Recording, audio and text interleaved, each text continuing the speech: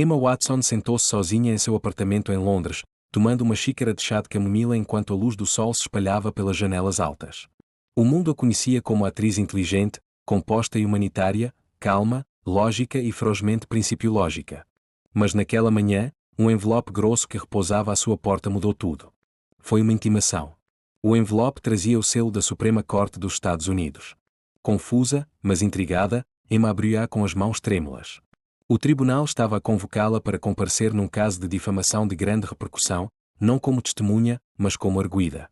As alegações? Que Emma havia questionado publicamente as operações éticas de uma empresa de biotecnologia de bilhões de dólares em um discurso recente em uma cúpula internacional. A corporação alegou que suas declarações causaram danos financeiros e desconfiança pública. Emma ficou atordoada. Ela sempre acreditou em usar sua voz para o bem maior, e nunca imaginou que expressar preocupação, enraizada em relatos verificados, a levaria ao tribunal. No entanto, a data estava marcada. Ela deveria aparecer em Washington, D.C., na frente do Chief Justice John Roberts, uma figura conhecida por sua severa compostura e estrita adesão aos procedimentos legais. Enquanto sua equipe jurídica se esforçava para se preparar, Emma passou as noites seguintes assistindo a antigos testemunhos da corte, pincelando o direito constitucional e ensaiando respostas em frente ao espelho. Ela não estava apenas se preparando para uma batalha legal, ela estava se preparando para a luta de sua vida pública. Quando embarcou no avião para Washington, a sua habitual serenidade foi misturada com uma tempestade subtil de adrenalina. Câmaras clicaram enquanto ela passava pelo terminal. Cartazes de notícias já estampavam Emma Watson versus o sistema e Hollywood encontra a Suprema Corte. E, no entanto, por trás de seu olhar calmo, Emma não estava pensando em sua carreira ou nas manchetes. Ela estava pensando nos milhões de pessoas que não tinham voz, plataforma, escudo legal. Este julgamento, para ela, não foi sobre imagem, foi sobre princípio. A data do julgamento foi marcada para a manhã desta segunda-feira. A sala de audiências estaria cheia, jornalistas, funcionários, estudantes de direito e representantes de empresas. E no centro de tudo, Emma Watson, sozinha à mesa do arguido, preparava-se para redefinir o silêncio como poder. Quando Emma Watson entrou nos imponentes corredores da Suprema Corte, o eco agudo de seus calcanhares era o único som no vasto corredor de mármore. A grandeza da Câmara, forrada de colunas e embebida em história, parecia entrar numa arena de gladiadores, só aqui, as palavras eram as armas. Seu blazer preto se encaixava perfeitamente, projetando graça e autoridade, mas nem mesmo seu equilíbrio praticado conseguia mascarar a tensão sutil em seus olhos. O quarto estava lotado. Todos os lugares estavam preenchidos, repórteres com blocos de notas prontos, espectadores à beira dos seus lugares, analistas jurídicos a sussurrar previsões. O ar fervilhava de expectativa. No entanto, todos ficaram em silêncio quando o chefe de justiça, John Roberts, entrou na sala. Sua presença era elétrica, olhar aguçado, expressão composta e uma reputação que exigia atenção. Olhou para Emma com uma curiosidade clínica. Para ele, talvez, ela fosse outra celebridade sob os holofotes por ultrapassar limites. Uma artista apanhada num sistema que não entendia. Mas ela devolveu o olhar sem pestanejar. Senhora Watson, começou Roberts, você está perante este tribunal acusada de difamação que supostamente causou danos financeiros substanciais a uma entidade que opera legalmente. Compreende a gravidade desta acusação? Ou faço, respondeu ela, com voz firme, clara e firme. O advogado opositor, um advogado corporativo habilidoso com uma gravata prateada e um sorriso arrogante, lançou-se em seu argumento. Ele pintou Emma como imprudente, uma ativista bem-intencionada que se tornou influenciadora perigosa. Ele fez referência ao discurso dela na cúpula, alegando que não foi apenas expressivo, mas incitou boicotes e indignação pública. Emma permaneceu quieta, tomando notas, ocasionalmente levantando uma sobrancelha, mas nunca interrompendo. Cada frase lançada em seu caminho era uma chance de ouvir mais profundamente. Ela não estava aqui para agir, ela estava aqui para ouvir, dissecar e desmontar. Quando seu advogado finalmente se levantou para falar, ele começou a percorrer uma defesa meticulosa, relatórios, estatísticas e o precedente ético para falar sobre assuntos de interesse público. Mas antes que pudesse mergulhar totalmente, o juiz Roberts levantou a mão. Senhora Watson, disse ele, este tribunal gostaria de ouvir diretamente de você. Uma onda de murmúrios se moveu através da multidão. Emma levantou-se lentamente. A sala prendeu a respiração. Sem script. Sem rede de segurança. Apenas uma jovem mulher na sala de audiências mais poderosa do país. E com isso, sua voz, medida, elegante e inabalável, começou a esculpir seu caminho na história jurídica. Emma Watson estava alta no centro da sala de audiências, com as mãos frouxamente apertadas à sua frente. O chão de mogno, as estantes imponentes e as bandeiras atrás do banco pareciam desaparecer ao fundo enquanto todos os olhos se concentravam apenas nela. Havia um desafio silencioso em sua expressão, não arrogância, mas uma determinação construída ao longo de anos defendendo o que ela acreditava. A minha declaração, começou ela, não foi feita para prejudicar. Foi um grito de consciencialização, não de guerra. Sua voz não era alta, mas sua clareza cortava a tensão como uma lâmina. Falou da responsabilidade da influência, do peso ético do silêncio perante a injustiça. Ela fez referência a casos reais, vítimas, estatísticas, não como apelos emocionais, mas como âncoras da verdade. Seu tom era calmo, comedido, nunca teatral. Mas debaixo de cada palavra havia uma corrente de fogo. Justice Roberts inclinou-se ligeiramente para trás em sua cadeira, com os dedos entrelaçados sob o queixo. Ele não estava acenando com a cabeça, mas estava ouvindo. O promotor levantou-se com um escárnio, claramente irritado com o respeito que Emma estava comandando. Senhorita Watson, disse ele, com todo o respeito, esta não é uma TED Talk. Esta é a Suprema Corte. Você não está aqui para inspirar, você está aqui para defender. Emma voltou-se para ele lentamente, sem hesitar. Estou fazendo as duas coisas, respondeu ela. Porque, às vezes, a verdade deve inspirar para se defender. Suspiros repercutiram entre os espectadores. Até a mandíbula do juiz Roberts ficou tensa por um breve segundo. O procurador avançou, com a voz erguida. O senhor nega que sua fala tenha contribuído diretamente para prejuízos financeiros às operações do demandante. Não nego que as pessoas ouviram, respondeu Emma. Falei sobre violações de direitos humanos. Se isso fez com que as pessoas mudassem suas ações, isso diz mais sobre a verdade das minhas palavras do que sobre a minha intenção. Não foi apenas uma defesa, foi um desafio para o sistema. Ela não estava pedindo misericórdia ao tribunal. Pedia-lhe que reconhecesse a realidade. No final da sua resposta, um alfinete poderia ter caído no silêncio que se seguiu. O juiz Roberts não disse uma palavra. Mas seus olhos se estreitaram, não em suspeita, mas em pensamento. Algo tinha mudado. A sala de audiências já não tinha a certeza de qual seria o verdito final. Porque Emma Watson tinha acabado de transformar o julgamento em algo maior do que ela própria. O juiz Roberts sentou-se em silêncio em suas salas, o eco da sala de audiências desaparecendo em sua mente como a nota final de uma canção distante. Não era um homem que se emocionasse facilmente, os seus 40 anos de advocacia tinham-no endurecido contra a emoção. Mas algo no testemunho de Emma Watson mexeu com uma tênue memória, enterrada sob anos de processos e cálculos políticos. Ele abriu um arquivo antigo em sua mesa, não o de Emma, mas um de décadas atrás. Um caso envolvendo uma denunciante, uma mulher que se manifestou contra uma empresa farmacêutica que, conscientemente, distribui medicamentos defeituosos. Ela tinha sido crucificada na imprensa, rotulada de imprudente, instável. Mas a verdade que ela expôs salvou milhares. Ele também presidiu esse caso, e decidiu contra ela. Agora, com a voz de Emma e quando em seus pensamentos, ele começou a se perguntar, ele tinha feito a ligação errada naquela época? Esse julgamento foi outra chance, não para ela, mas para ele? De volta à sala de audiências, Emma sentou-se sozinha à mesa da defesa. Seu advogado, um associado nervoso, mas bem intencionado chamado Harris, sussurrou urgentemente. Devemos preparar uma moção. Algo mais suave. O juiz parecia tenso. Emma balançou a cabeça. Não estou aqui para facilitar. Estou aqui para fazer valer a pena. Enquanto isso, a mídia lá fora estava um caos. Os manifestantes reuniram-se, alguns em apoio, outros acusando-a de pôr em perigo a ordem pública. Liberdade de expressão ou discurso imprudente, diziam as manchetes. As redes sociais estavam cheias de hashtags. Cardinal Imaterial, Cardinal Justiça Excellence, Cardinal Watson vs System. Lá dentro, o juiz Roberts voltou a entrar na sala de audiências. Seus olhos vasculharam a sala, repórteres, advogados, funcionários, mas pararam quando chegaram a Emma.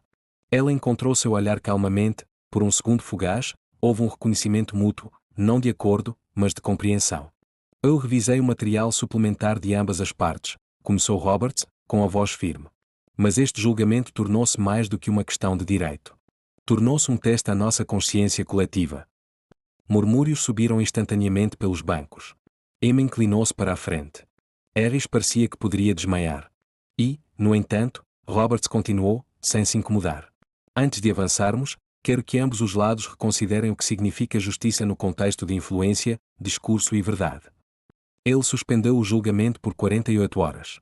Quando Emma saiu do tribunal, uma jovem, com não mais de 10 anos, estendeu um cartaz desenhado à mão: "Obrigado por falar." Emma fez uma pausa, sorriu e gentilmente pegou na mão da menina por um momento. Aconteça o que acontecer a seguir, ela já tinha ganho um tipo diferente de verdito. O tribunal foi extraordinariamente silencioso para um caso que incendiou as redes sociais. A portas fechadas, no entanto, um tipo diferente de tempestade estava se formando. O juiz Robert sentou-se em suas câmaras privadas, ladeado por 2 funcionários judiciais seniores e sua assessora jurídica de longa data, Miriam Langston, uma mulher conhecida nos círculos de DC por sua mente jurídica inabalável. "Ela não está errada", disse Miriam, quebrando o silêncio. "Tecnicamente, as ações de Emma Watson podem beirar o desafio às leis existentes, mas suas motivações estão alinhadas com o interesse público. O quadro jurídico nem sempre alcança a urgência moral." O juiz Roberts, tomando café morno, olhou para uma pasta rotulada simplesmente como Watson. "É isso que me preocupa", murmurou. "Se a castigo, envio uma mensagem de que a verdade é perigosa. Se eu deixá-la ir, posso estar minando o precedente." Do lado de fora da câmara, Harris, o jovem advogado de Emma, passeava pelo corredor, sussurrando freneticamente em seu telefone. "Ela está se recusando a fazer concessões. Nenhum acordo, nenhum pleito. Ela quer que o juiz cuide disso." Numa sala de conferências 2 andares abaixo, a acusação reuniu-se numa sessão de estratégia silenciosa. O procurador-geral adjunto, Dale Rivas, parecia tenso. "Nós a subestimamos. O seu apelo público é volátil. Cada palavra que ela fala se torna uma manchete." De volta ao seu quarto de hotel, Emma sentou-se de pernas cruzadas no tapete, com o laptop aberto, chamadas de vídeo de grupos globais de direitos humanos e advogados de liberdades civis.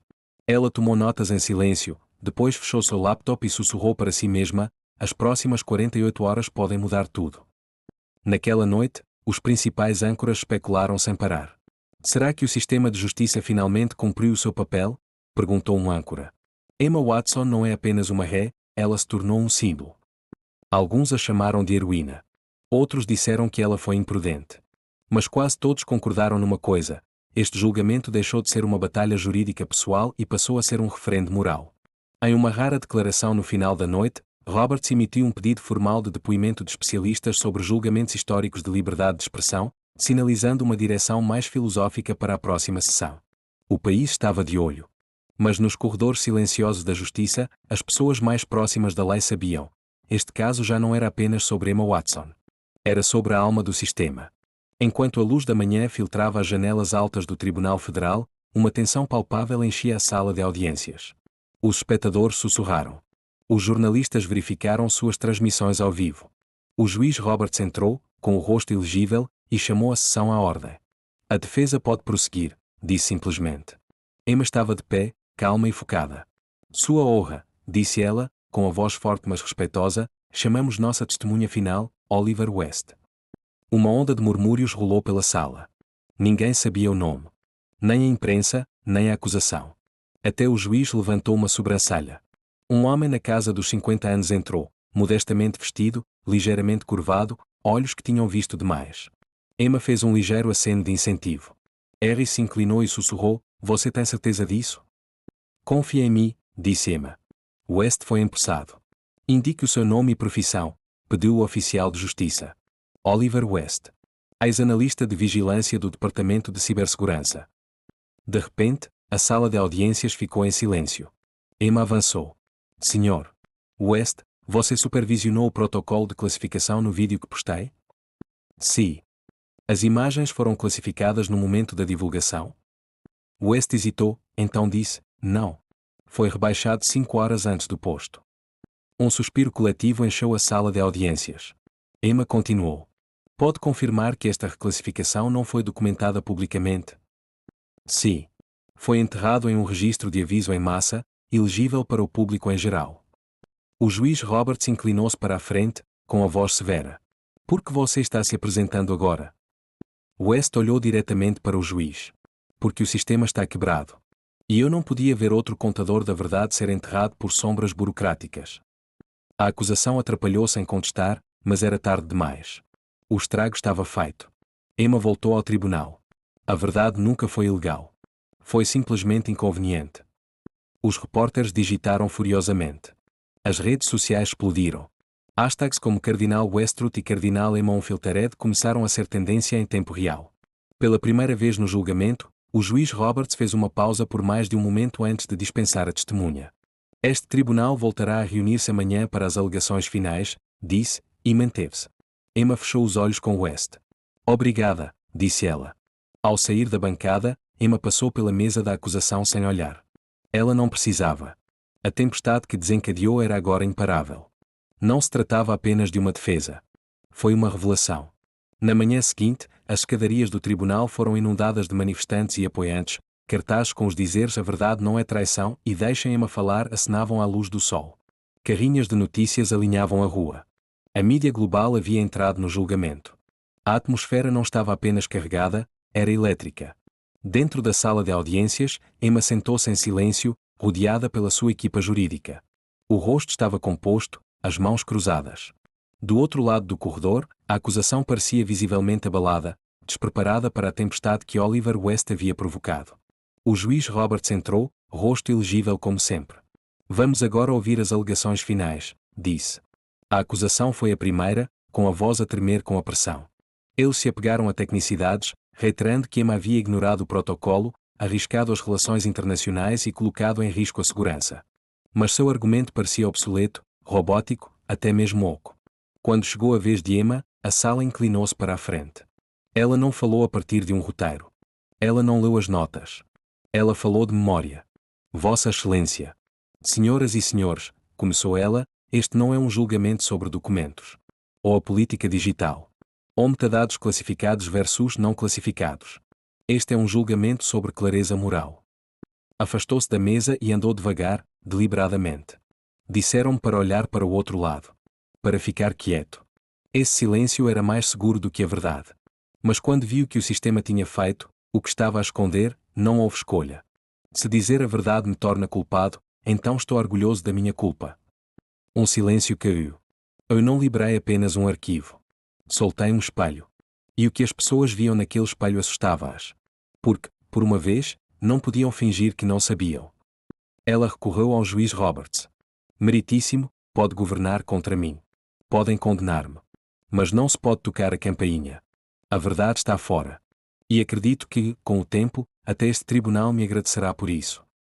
Silêncio. Em seguida, aplausos, silenciosos, mas crescentes, da fila de trás. O juiz Roberts bateu o martelo uma vez. Não haverá manifestações no meu tribunal, disse. Mas a sua voz carecia de força. A sala de audiências foi suspensa para deliberação. Lá fora, o mundo não estava à espera. Milhares já tratavam Emma como algo mais do que um réu. Tornara-se um símbolo. E símbolos não podem ser sentenciados. A sala de deliberação do júri estava repleta de tensão. 12 estranhos, agora encarregados de decidir o destino de uma mulher que se tornara um ponto de inflamação global, sentaram-se em quase silêncio no início. Alguns mexiam com canetas. Outros evitaram o contacto visual. O quarto parecia pequeno demais para o peso que carregava. Eu digo que ela é culpada, disse um homem. Clara violação da segurança nacional. Uma mulher em frente a ele respondeu, você acha que expor abuso é crime? Então, talvez sejamos todos culpados. As linhas foram traçadas rapidamente. Mas não se tratava apenas de Emma. Era sobre o que ela representava. Verdade contra a instituição. Moralidade contra a legalidade. Medo contra a coragem. De volta à sala de audiências, Emma sentou-se em silêncio, com as mãos apertadas no colo. Seu advogado, Oliver West, inclinou-se e sussurrou, não importa o que aconteça, o mundo ouviu você. Isso é importante. Nas câmaras dos juízes, no entanto, uma conversa diferente se desenrolava. O juiz Roberts estava diante de uma pequena janela, observando os manifestantes através das persianas. O escrivão assistente entrou, segurando um arquivo. Ah, outra coisa, senhor. Acabou de chegar do gabinete do Inspetor-Geral da União. Roberts levantou uma sobrancelha. O que é? Um relatório formal. Confirmando que os documentos vazados, todos eles, já desencadearam várias investigações do Congresso. Incluindo alguns que poderiam implicar figuras de alto escalão da inteligência nacional. Roberts não disse nada. O silêncio na sala estendia-se. Ele pegou a pasta, folheando-a lentamente. Seu rosto permanecia impassível, mas seus dedos apertavam ligeiramente nas bordas das páginas. Não arquivem isso ainda, disse. De volta à sala de audiências principal, as luzes pareciam mais brilhantes. A energia, mais pesada. Os olhos de Emma escaneavam os rostos ao seu redor. O irmão sentou-se na segunda fila, com lágrimas a jorrar. Um estranho passou-lhe um bilhete dobrado: "Você falou por todos nós." O oficial de justiça regressou. O júri chegou a um verdito. Suspiros. Embaralhar. Uma onda de nervos. Emma fechou os olhos, apenas por um momento. Do lado de fora, no gramado do tribunal, um mar de pessoas ficou em silêncio enquanto as telas de seus telefones piscavam com as palavras: "Veredito recebido." Mas, atrás daquelas portas da Câmara, a verdadeira tempestade tinha acabado de começar. As portas da sala de audiências abriram-se à medida que o júri entrava, com os rostos ilegíveis. O juiz voltou ao banco, martelo descansando suavemente na mão. A respiração de Emma ficou presa em seu peito.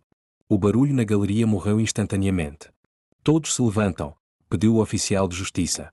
O juiz Roberts acenou com a cabeça para o capataz, uma mulher de meia-idade com uma calça cinza, que ficou lentamente com um envelope branco na mão. Os dedos tremiam ligeiramente. O júri chegou a um verdito unânime. Roberts perguntou, sua voz calma, praticou. "Nós temos, meritíssimo", respondeu ela. O oficial de justiça pegou no envelope e entregou ao escrivão, que desdobrou o papel no seu interior, passando depois ao juiz. O juiz Roberts olhou para o verdito. Um lampejo de algo, surpresa? Desconforto? Cruzou a expressão antes de se compor. "No caso dos Estados Unidos contra Emma Warren", começou ele, com a voz embargada, sob a acusação de posse ilegal e divulgação de documentos confidenciais, encontramos o réu. Ele fez uma pausa. A sala prendeu a respiração. "Não é culpado." Um suspiro coletivo varreu a sala de audiências. Os joelhos de Emma dobraram-se ligeiramente enquanto o alívio subia através dela. Oliver West colocou uma mão firme em suas costas. Ela sussurrou uma única palavra: "Obrigado", embora ninguém a tenha ouvido além dele. A galeria entrou em erupção. Aplausos, soluços e silêncio atordoado se misturavam.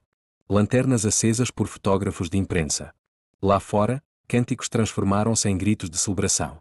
"Justiça para Emma", ecoou no ar. Mas o juiz Roberts levantou a mão. "Ordem", disse ele. A sala aquietou-se lentamente. "Embora este tribunal reconheça a decisão do júri", continuou, "que se saiba que este julgamento revelou vulnerabilidades no nosso sistema que devem ser abordadas.